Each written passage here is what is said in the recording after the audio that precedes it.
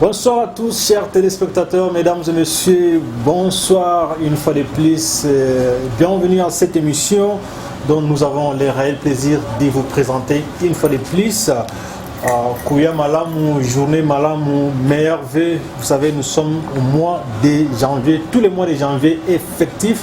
Alors, meilleur vœu à vous tous qui nous suivez encore. Alors, aujourd'hui, c'est un plaisir pour nous tout le temps sur l'actualité Yamboka. Comment l'actualité évolue dans notre pays, la République démocratique du Congo. Qu'est-ce que nous allons parler aujourd'hui? Nous allons juste brosser succinctement du dossier Jean-Marc Kaboun. Où en est-on? Est-ce que l'émission est confirmée ou bien ils ont confirmé? Où en est-on avec cette situation? Il y a Jean-Marc Kaboun. Nous allons parler aussi de la problématique de l'électricité dans le barrage ya Zongo. Il s'agirait que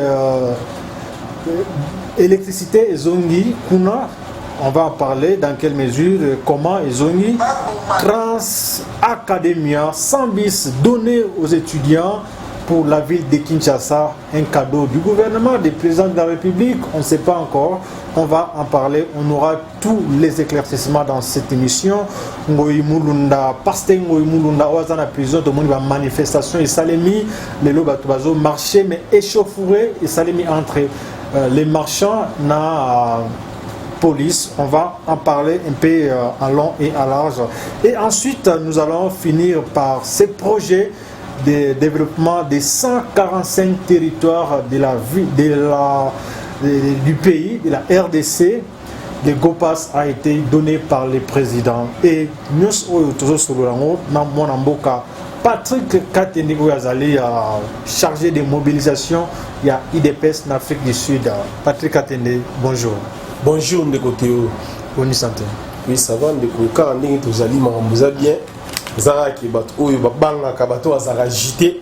sont toujours agités, mais nous, les gens de l'IDPS, l'IDPS va nous sommes à la calme, Marambosa bien, Matcheza bien, l'IDPS qui reprend Boulinouzali, tout ça toujours unis derrière le chef de l'État et état d'esprit, il y a Etienne Tshisekedi la Tigela Bisso, ils ont toujours Katina Bisso, ils ont ça, Moussala Yitok. Mais dans l'interne, ça ne va pas. Ouais, bon, le problème interne est au Bungisa, ici au Bungisa, on peut déjà. Bongissiango déjà.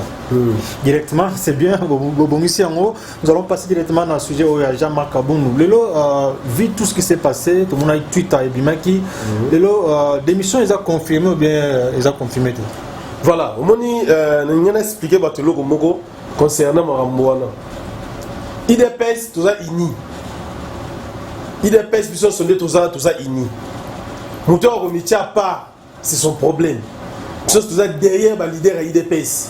C'est-à-dire, tu as besoin de partir, tu as déstabiliser tes négociations. Tu as besoin de partir, tu as stable pour te maintenir le pouvoir au libé là. On dit que dans le mis, ça va calculer que non, IDPS fait pas de ça. Bon, il n'a jamais démissionné. Il faudra démissionner.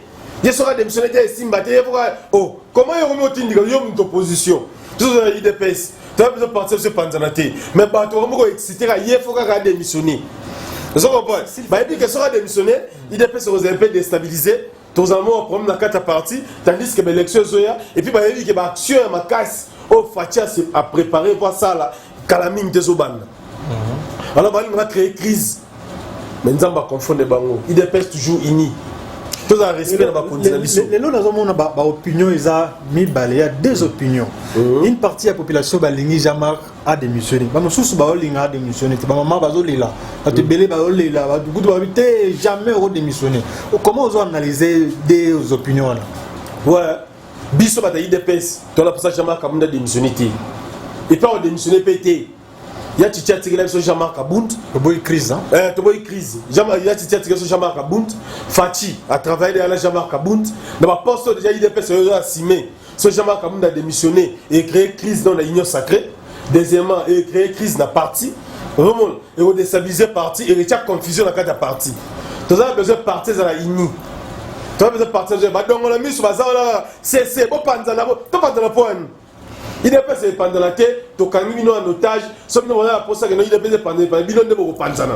Pour faire le site de Pounae, Moïse Katumba Pézarate, donc opposant Zate.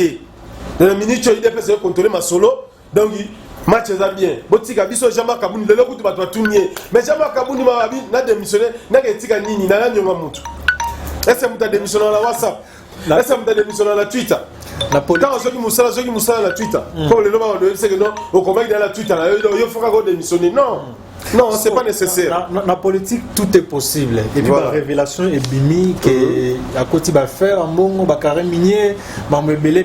Est-ce que vous allez suite, bien on a eu des pèses, vous allez surpris ce qui le Jean-Marc a changé d'émission, a changé de décision à lobby, a confirmé d'émission à Twitter. Non, je ne serai pas surpris. Et puis je sais bien que non, Jean-Marc a démissionné. Je suis sûr, parce que ceux qui barimèrent notamment le mining, tout ça. Tu as remarqué, Bata Kabila, presque Bangonio sont basés dans le mining. Basé dans le bon. Alors, basé dans la caisse à l'été. Eh, manga bungi, Moutoukingane, basé amplifié, donc, basé dans le logiciel, il y a mis basé dans le commentaire, juste pour étouffer, puis surtout se retrouver. Alors, ce que l'on bango l'anzela, qui est au côté de la caisse à l'état, puis surtout quand on travaille dans la sériosité, alors, tu as besoin de des autres côtés, basé étouffer, puis surtout. Tout se retrouvé petit au 2023 tous dans la mbongo dans sa campagne bango si ba yiba déjà parce que ba mbongo et belo ba bomba ba aussi pour ne bino que yo travaille na sérieux mais tu n'as pas l'argent ce qui jamais comme nous dans ma mining pour je trouve normal très bien alors c'est parce que ils ont la place monter pexi que jamais comme nous à la droite dans la miningité asa congolais le roi congolais nyonso ils ont la place monter pexi de côté yo dans la mining été tout comme on a parti katé de lepe la rose dans la mining botika jamais comme kimia Avanda, Aza leader na biso IDPS, il y a un secrétaire général na biso Augustin Kabouya, botika ba ono bavanda kimia. Bazawana ba démissionner te muto kenda zate, tu as besoin de structurer parti. Donc les lois à côté de mining voilà, c'est bon, c'est pas un problème. Oui, c'est ça vous trouvez là c'est normal. Ça n'a pas voie moko illégal. Aza la voie illégale, aza la voie légale, aza la voie illégalité parce qu'il y a une logique. Mon cher, yo kana bisayo. So côté ma boko na caisse à l'état. Ils qui moyibi. Biso de boy ko kota bon na caisse à l'état. Tous on a besoin que non, soit on a besoin mon cher, ça la business na yo. Soit au côté na mining, soit au côté comme on sont avec Thompson aux Oteka, soit comme que Chine, ça va cop na yo, on a leader IDPS. Vous savez que Masolo à mining on a Izalaga bon bâti qu'il au moins 2 3 ans, même 10 ans après la révélation bima après au Ibaga autant. Autant ils ont kinambo. On va en parler to yeba suite non parce que Congolais azoland il avait mal dossier on a des prêts, ils avaient soupçon jusque là toujours confirmer information mon de côté les loba tu bazeli ba beninga ba komelingai Patrick Tozela jamais kabuna démissionner les lois qui tika lettre à démission donc pour la basa que non il est jamais kabuna démissionner jamais kabuna démissionner te so bo les langwana et c'est mon abino ngo mukuse alors voyons déjà et mon c'est mon abino là ba la jamais kabuna nzala ba jaloux c'est normal, salaire au la parlement au Tonganda Kwana. Moto azana mining, ako Tonganda Wanengwana. Donc il faut que jamais Kaboun calme. Sera démissionner, biso mo IDPS terminé tout ça là. Mais tu as besoin de démissionner plus que t'es parce que et pénaliser parti na biso. Tu as moni bad nakala. Nakala bad banda démissionner. Bah secrétaire général banda démissionner. On était à l'opposition. Cette fois-ci nous sommes au pouvoir. Et puis il n'est pas seulement le président du parti, du parti, mais il est aussi le vice-président de l'Assemblée nationale. Vous voyez que le Parlement a déjà créé crise. En même temps, au cadre de l'Union sacrée. Il va affecter le pays. Il va affecter le pays, oui. Il va affecter l'Union sacrée et la confusion. Vous comprenez? Il y a une confusion, Parlement, il y a une confusion. Donc, il dépêche de côté de Toboy, ceux qui ont Jean-Marc a démissionné. Voilà mon boss. Si on a il dépêche pour l'hôtel, il y a un Kondi. Oh, il il milite toi, mi quitte ça. Zamba otombola, Zamba na lingi, Jean-Marc Kaboune Azalawana, tant que AI. Et puis il a fiti président de la République. Et ce qui peut être secrétaire de la général Augustin Kabouya. Si nous avons Zamba na lingi Azalawana, alors l'idéologie à parti, nous devons soutenir nos leaders. Tu vois? Toro za teke no erreur salami bino so bozongi sima bo exposer ba leader na bino devant ba ne na mona ba tumso bazo ba blo na biso bazo chango so ba commission lo campagne quoi ba s'attendre na divorce mo ezalo ba opposition ezali bino ka opposition za d'accord na bino au sala kasi ba otuna ngulu wala ese ba otuna ngulu opportunité matière kasi on a ese ba otuna ngulu o za IDPS s'il y a des problèmes, nous allons régler ça à l'IDPS. Nous avons un rapport moroté, nous avons un mining. Jamais un droit. Très bien, merci Patrick, parce que j'ai belé, malé, mais alors, électricité zongi, la barrage, il y a zongo, après beaucoup d'années. Les barrages, c'est vrai que les barrages, il y a fatigué, hein, il y a projet à Kala, mais les lots, comment on a électricité zongi, courant et zongi.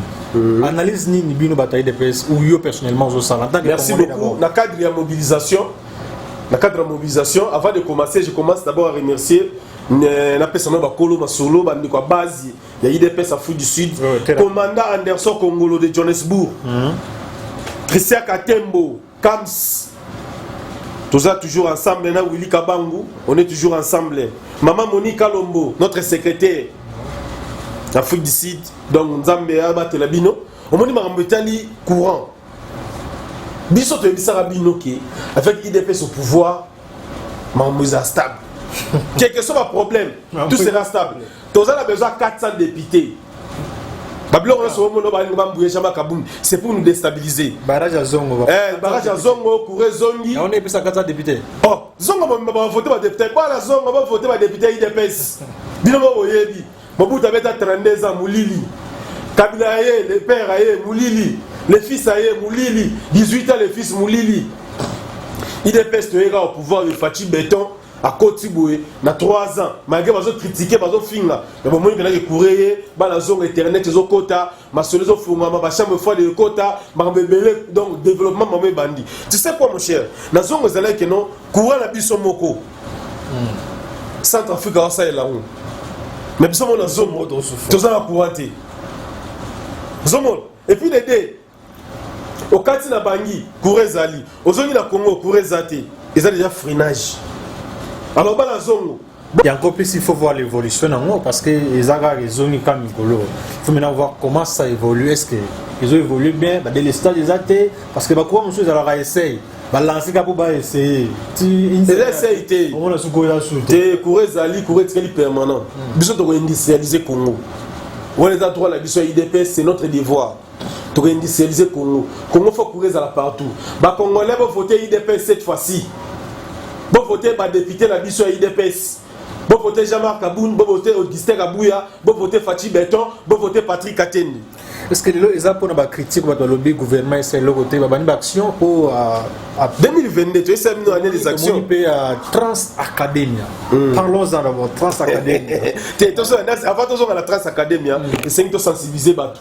Bana Zongo, bana Équateur, bana Kanga, Fatih Béton Azaya Bisso. Tout ce n'est Fatih Béton, Bilonio Soboko na IDPS. Tu retiens macadam partout dans Zongo. Tu retournes à l'hôpital à bien, tu retournes à l'école à bien, tu retournes à Nzela et Kitoko. Donc Zongo, le roi d'être maintenant le courant. Internet et quota, bon, ça stable, mais tu dis à Zongo, bon, autant la condition bien.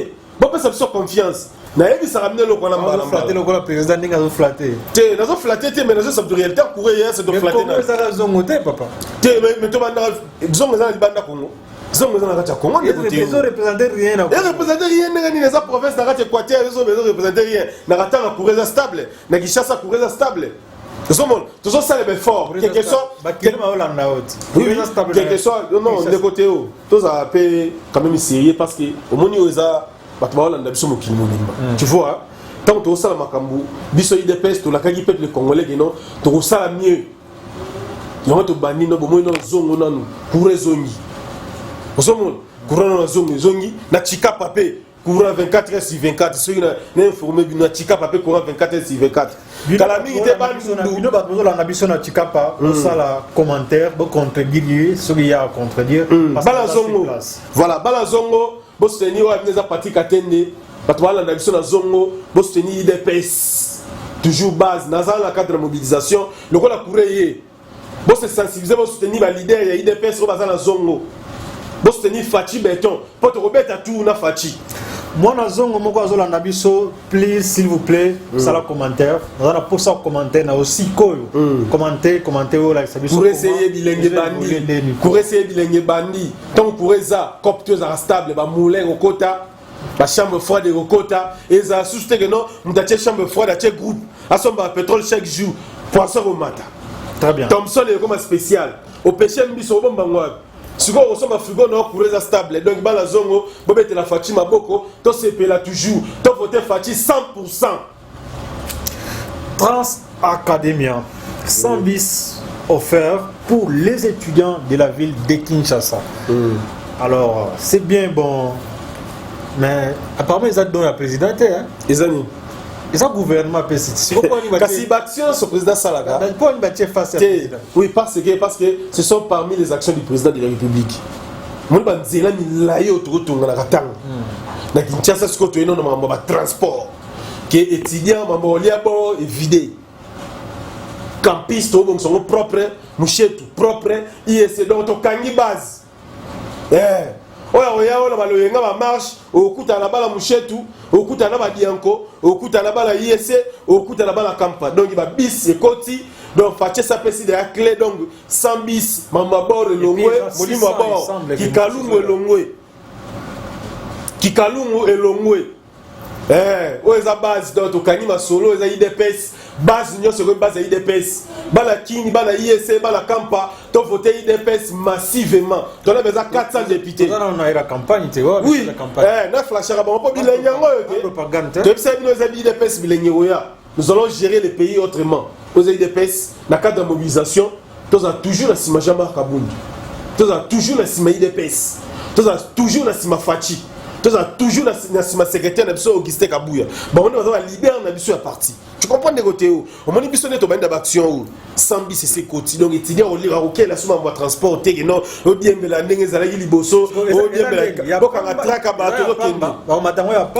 Matière transport à moins cher. Donc, ceux qui banda ils peignent.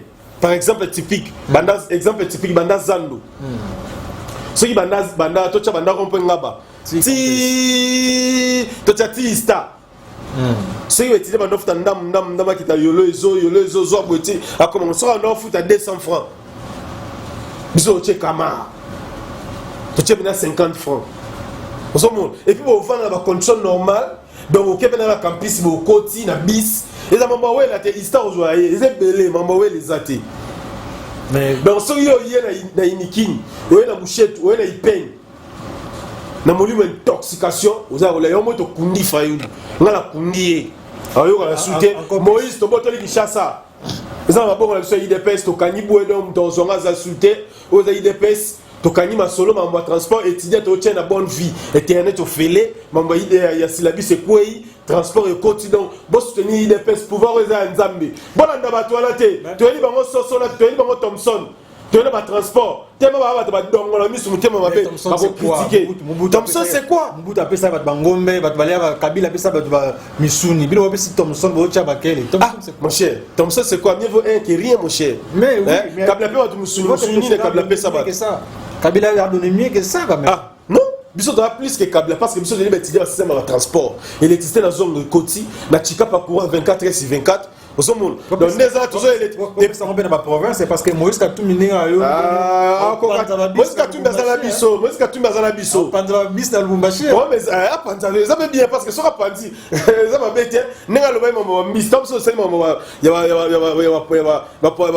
mbisi. Il y a Marambo. Na fleuve na biso mbi César poni bandaka lo tchara bateau de pêche te o tchonga ba carton o te ko na Lubumbashi ba mbisi ya Moïse Katumbi bando te kamara na alimentation donc soza mbongo te okota te osombati donc biso na IDPS to lia Thompson couré oya bana zongo bo fêter kala mingi te bandundu bo zo courant kala mingi te bo zo école ba projet du toko zoya Fati Beton donc il va soutenir 100%.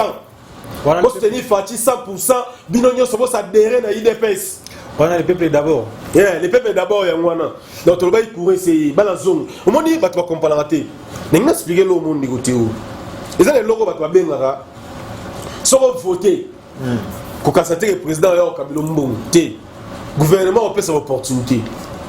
Première opportunité. Mais tu es bien au courant. On peut ça quand même. Tu es la classe au félé, tu quittes billet d'avion. Tu es la courant na zongo. Tu es la courant na Chikapa. Au monde. Tu as déjà bis pour les étudiants dans la richesse à Kaniboué. On a parti Katene na confirmé ma solo. Fati Beto à Kaniboué. On a mekala IDPS à Kangami. Marche zaté, tous les marches cancellées. Musique tu n'as pas sur marche. Moutamadidi, j'aurais pas l'amené la Cameroun, on aurait IDPS, tu vois, ça Congo la biso. Bana Congo, tu as confiance dans IDPS. Biso va IDPS, tu auras essayé. Donc, c'est ça que bon, on a fait un président de la République, pour finir pour lemba. Très bien. Merci beaucoup à vous tous qui nous suivez. C'est Patrick Katende, où vous allez charger des mobilisations. Il y a IDPS en Afrique du Sud. Il joue vraiment son rôle. Il est là, en train de vanter les partis, comprenez. Mesdames et messieurs, je vous salue, vous tous qui nous suivez. Je salue mon grand frère, Maître Moïse Koumalouta. Je salue un ami au niveau de Kinshasa, docteur Laribo, docteur Meshak, qui sont en train de me suivre. Alors, Patrick a une actualité, c'est aussi réclamation. Il y a sorti à Ngoï Mulunda. Le monde a Lubumbashi échauffouré, plat de fer entre les marchands, les marchés, pour réclamer sortir à Ngoï Mulunda. La guerre, la police, la gaz, la lacrymogène, les bétamis, qu'est-ce que analyse ni de ça la bonne situation? Au moni, ce que je peux dire que ceux qui ont marche, on paye ce bandimi. Mais après 3 heures, il a habité, marche cancellée. On l'a dit, on l'a news, je m'en ai dit, que marche cancellée. Pour nous, il m'a pu canceller. Voilà, peut-être il y a des raisons, on va payer si, on va dire que marche faisait canceller. Pourquoi marcher de ceux qui justice à Kani ou d'Atien à Kacho, elle dit non, c'est le marche. Pourquoi? Ça n'a pas de sens. Sur le d'abord, maintenant, on va la prison, c'est le marche. Mais il y a des droits. Oui. L'essentiel des arrêts, pas de morts. L'essentiel des arrêts, pas de morts. Au moniteur Batouazo, ça la marche. Mon chéto, je suis pas là pour condamner.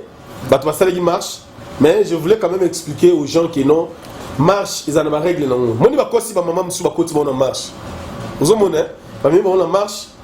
Gouvernement Dini, gouvernement Boy. Si on dit gouvernement Boy, attends, ma belle marche pour bimater. Comme ma marche, on a besoin de peste. On n'a pas la démocratie. Net in de quoi, ça, c'est pour la Congo. Tout le monde va tout ça bête à policier ma coffre.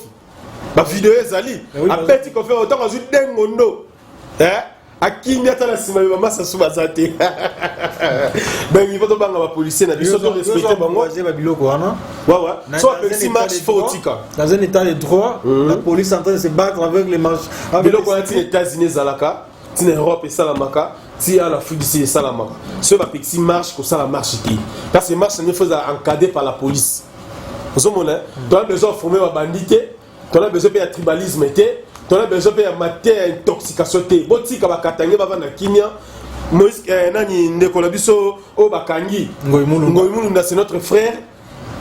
Bakangi la justice, à côté de recours, à nous avocat, à Obima, à Okouf en la prison. Il en est passé déjà. Il en est passé déjà. Tu as besoin de un message à NT. Tu as besoin de tu as besoin de un message d'intoxication. Parce que moi, un message d'intoxication, un soulèvement. Aux réseaux sociaux, diable, avec l'esprit saint de Fatih Béton, dans la avec l'esprit de Nazareth, dans le concentré bango.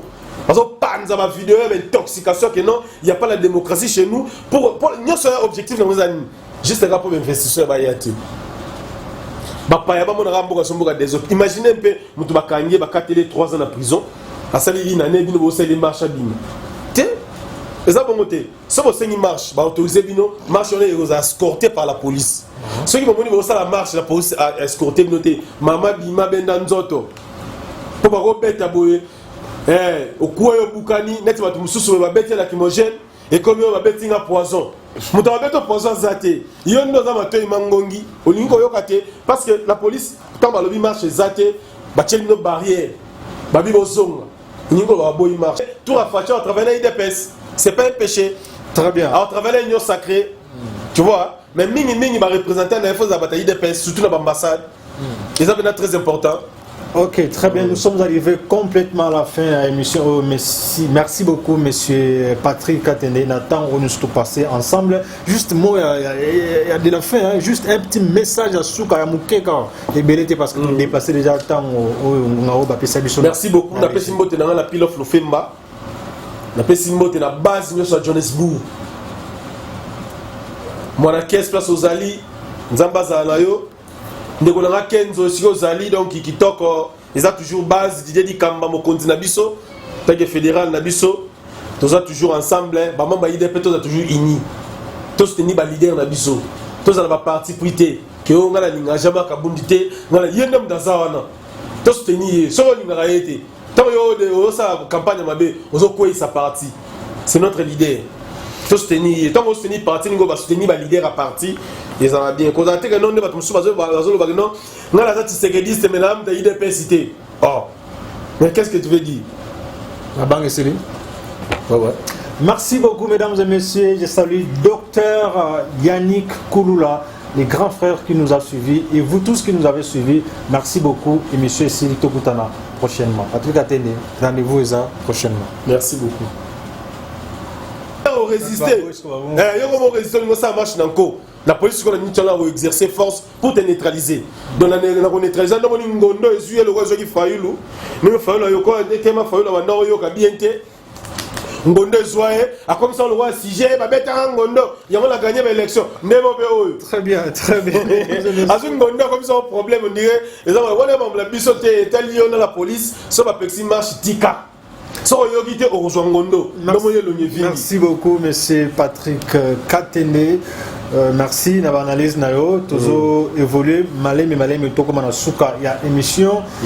Sujet mon gars, tout ça, il y a projet de développement de 145 territoires. GoPass, mot d'ordre.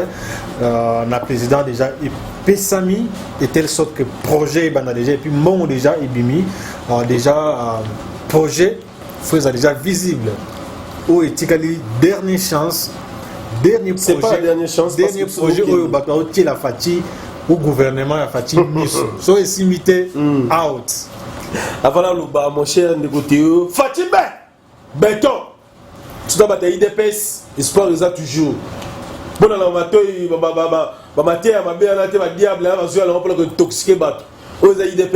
nous avons dit que non, nous allons gérer les pays ici autrement. C'est pas ça négocier. Autrement, négativement. Ma projet au Fatih Nangoyo, n'a qu'à les aller détournement silencieux. Détournement silencieux. Détournement silencieux. Je suis retenu au sala. Bon, voter massivement. Bon, ça a confiance. Bon, ça adhère dans la fédérale. Ce qui est des photos, ça la base. Pour projet au négocier. Tu retournes à Nzela. Tu retournes à l'école. Tu retournes à l'hôpital. Tu retournes à l'électricité. Dans la ville. Tu retournes à la foule. Tu retournes à sa ville. Tu retournes à Congo. Bon, on s'est là, on a tout le monde fait. Nous, on a dit bandi donc tout le monde Patrick Atende. Na hier, les sous na cadre de mobilisation. Donc, Bisson sur la base. Ce que Gistek Kabou a une base. Donc, il faut que tu aies présence que Lupang Tondi a venu plein. Ti donc on va sentir que non, stade Mumbeye.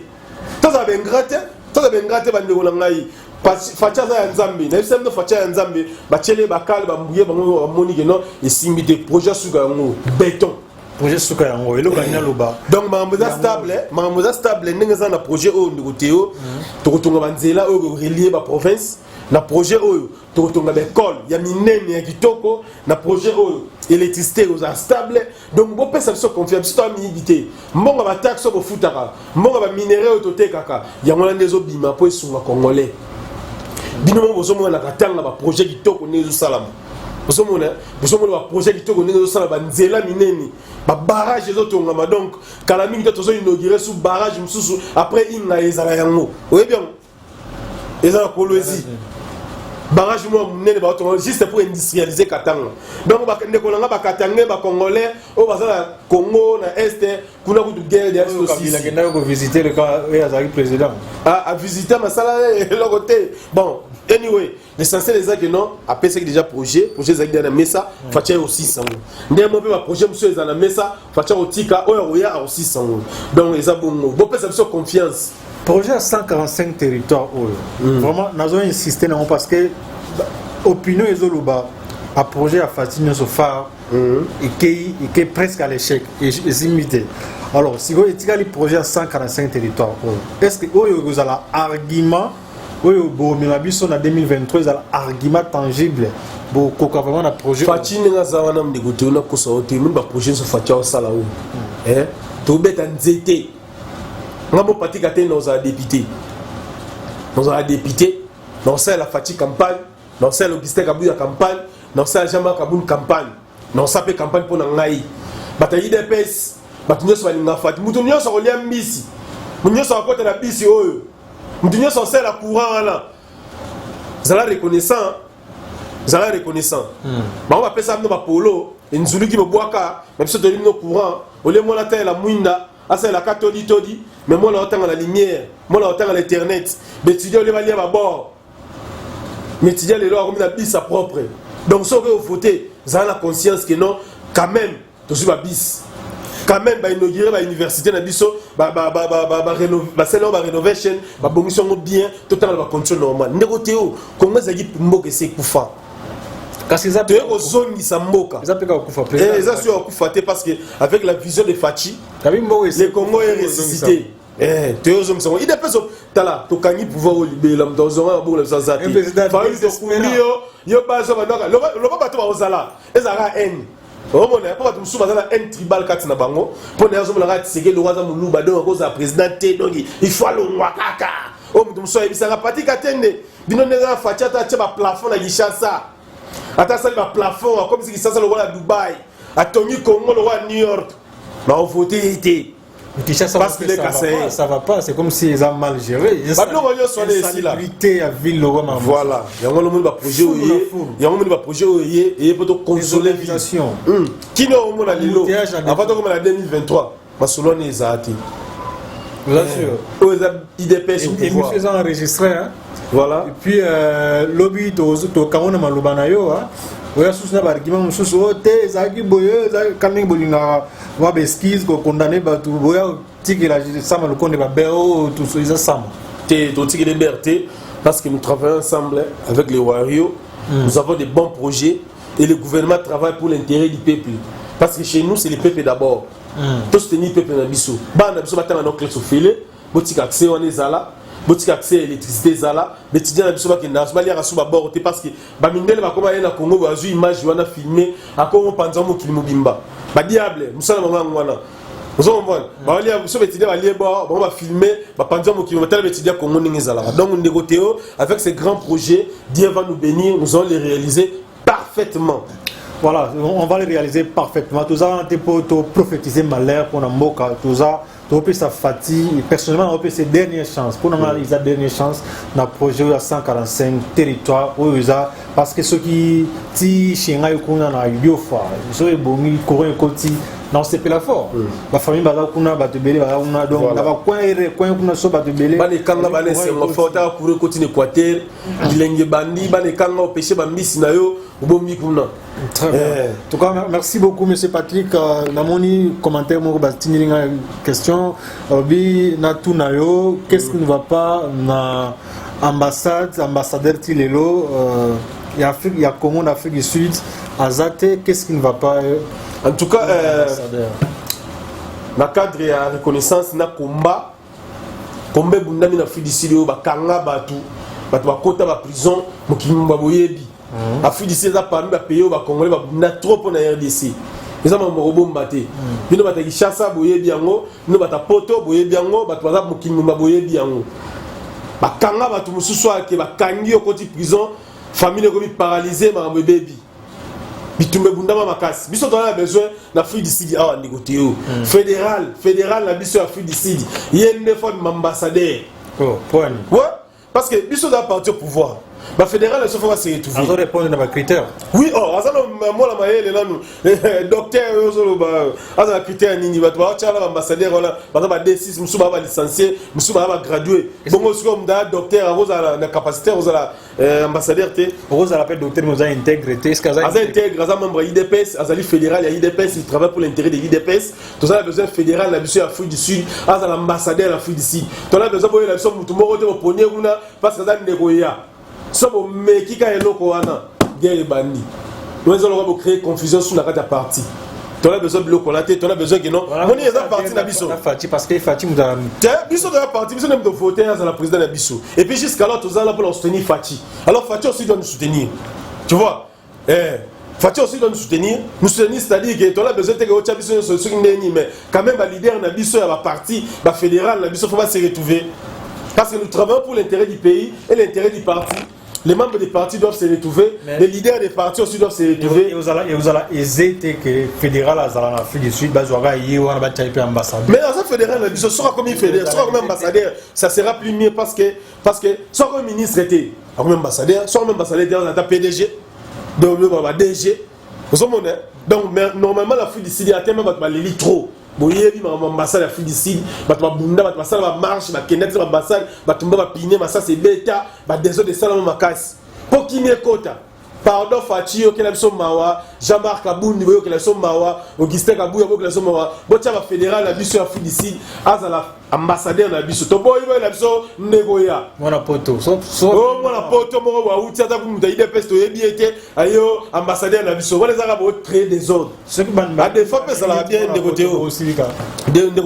À des fois, ça l'a bien que nous sommes venus, nous sommes en combat, nous sommes à sa fédéral, membre de Bino IDPS. À se retrouver pas ambassadeur, ça l'a fait bien. Et ça c'est que voilà, parce que tu as travaillé, il dépend de travail. Et ça c'est que nous ambassadeur, il vient oui, elle vient de nulle part. Ambassadeur. Mais par contre, appelé fédéral, même place nous comme appelé ambassadeur, il y a RDC dans Ghana. Pour mes attentes, mais ils ont bien ceux qui fédéral na Bino, na diaspora place vous a comme ambassadeur parce qu'il y a Bino membre IDPS, vous avez moins accès. Les avantages, les avantages. On a parti pour les on travaille pour les pas c'est biso dans l'idéologie parti. Nous travaillons pour les peuples d'abord. Tu vois, ce que vous avez l'IDPS, il va travailler selon l'ordre de l'IDPS. Nous sommes, tu vois, il y a besoin de pouvoir. Tout le monde va jouer au côté de pouvoir, place où tu vas jouer balaté, et le monde va partir pour se retrouver. Bloc wana et décourager les membres. Dans le cadre de la mobilisation, tu as besoin de membres de la biso. Tu as besoin pour la partie, le fils Moukoko à se retrouver. Tu as besoin de Jacob BAP à se retrouver. Tu as besoin Bisson, le roi Patrick Atene à se retrouver. Vous savez, là, besoin fédéral, la bise basse fédérale, il y a ma province roi de Bumbashi, fédéral, il y a Katanga. C'est-à-dire que. C'est quoi? C'est-à-dire, la politique. Dans le cadre de la mobilisation, toujours. Tu as travaillé à mobiliser, tu vas voter, comme la place où tu vas te soulever, tu vas te un peu bizarre. Alors, pour reconnaître le poste, place. Voilà, c'est pas mauvais, parce que tu dois soutenir Fachi, c'est normal, tu travailles, n'importe quoi, tu dois soutenir. Tu dois soutenir, tu vas voter. Mais tu dois soutenir, tu dois travailler. Mais ça, les m'a déjà décrié la côté, il est presque non, il est presque tribalisme, et puis, tout ça. Mais Kabila travaille avec nous, solution Facha travaille na biso mabeza. D'accord, merci mesdames et messieurs. C'est la marche qui décide.